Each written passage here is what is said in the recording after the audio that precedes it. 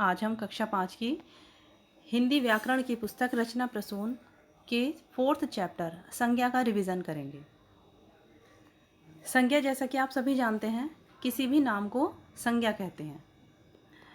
सबसे पहले आपकी बुक में उदाहरण दिए गए हैं। दिल्ली भारत की राजधानी है, रवि में सज्जनता है, सोना बहुत महंगा है, किसान हल चला रहा है। ऊपर 4 वाक्य दिए हैं। इनमें दिल्ली भारत राजधानी, रवि, सज्जनता, सोना, किसान तथा हल शब्द किसी न किसी स्थान, वस्तु, प्राणी, भाव आदि के नाम को बता रहे हैं। ये सभी शब्द संज्ञा हैं। तो इस प्रकार हम कह सकते हैं कि किसी व्यक्ति, वस्तु, स्थान, जाति अथवा भाव के नाम को संज्ञा कहते हैं। संज्ञा के भेद। संज्ञा के 3 प्रमुख भेद होते हैं। फर्स्ट, व्यक्तिवाचक संज्ञा। तो किसी विशेष व्यक्ति, वस्तु अथवा स्थान के नाम का बोध कराने वाले शब्दों को व्यक्तिवाचक संज्ञा कहते हैं।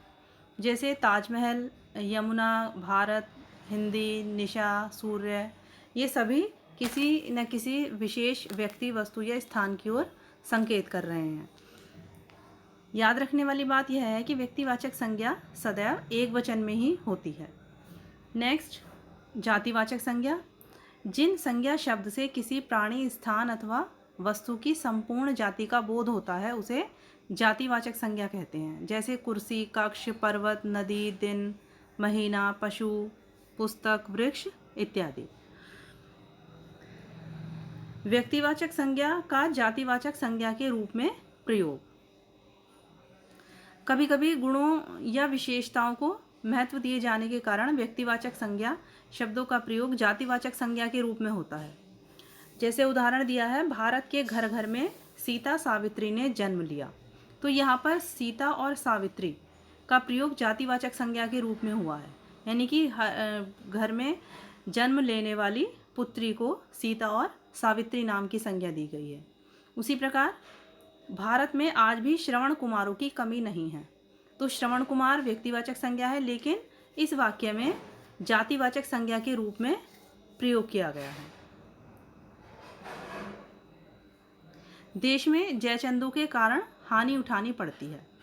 तो जयचंद व्यक्तिवाचक संज्ञा है, लेकिन यहाँ पर जयचंद की संज्ञा गद्दार से दी गई है, तो इसलिए यहाँ जयचंद जातिवाचक संज्ञा के रूप में प्रयोग किया गया है। थर्ड, भाववाचक संज्ञा। जिस संज्ञा शब्द से किसी व्यक्ति अथवा वस्तु के गुण, दोष, भाव, आकार आदि का बोध होता है उसे भाववाचक संज्ञा कहते हैं। जैसे कायरता, कुरूपता, वीरता, शांति, बुढ़ापा, उदासी इत्यादि। भाववाचक संज्ञाओं की रचना। भाववाचक संज्ञाओं की रचना 5 प्रकार से होती है। सबसे पहले जातिवाचक संज्ञा से, जैसे दास से दासता, पुरुष से पौरुष या पुरुषत्व, युवा से यौवन, बच्चा से बचपन, मित्र से मित्रता।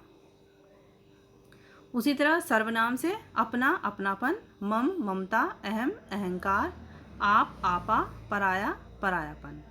विशेषण से मीठा, मिठास, लोभी, लोभ, बुरा, बुराई, अच्छा, अच्छाई, हरा, हरियाली। क्रिया से धोना, धुलाई, पढ़ना, पढ़ाई, लिखना, लिखावट, भूलना, भूल, हंसना, हंसी। अविकारी शब्दों से मना, मनाही, निकट, निकटता, दूर, दूरी, धिक, धिक्कार। कुछ विद्वान संज्ञा के 2 भेद और मानते हैं, द्रव्यवाचक संज्ञा और समुदायवाचक संज्ञा। द्रव्यवाचक संज्ञा जो शब्द किसी धातु, द्रव्य आदि का बोध कराते हैं उन्हें द्रव्यवाचक संज्ञा कहते हैं। जैसे सोना, तेल, दूध, तो ये सभी द्रव्यवाचक संज्ञा के अंतर्गत आते हैं। दूध, पानी, घी, चांदी, मक्का, चावल, तांबा, पीतल, ये सभी द्रव्यवाचक संज्ञा कहलाती हैं। समुदायवाचक संज्ञा।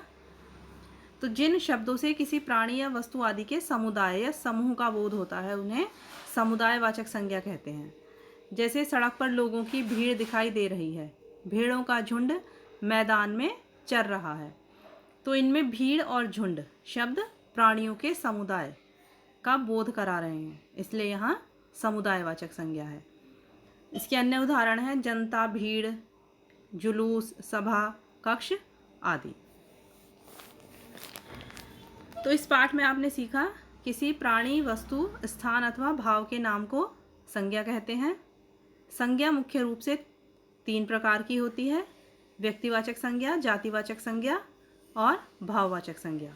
जातिवाचक संज्ञा सर्वनाम, विशेषण, क्रिया तथा अव्यय शब्दों से भी बनती हैं। तो आशा करती हूँ कि आपको यह पाठ समझ में आ गया होगा। Thank you.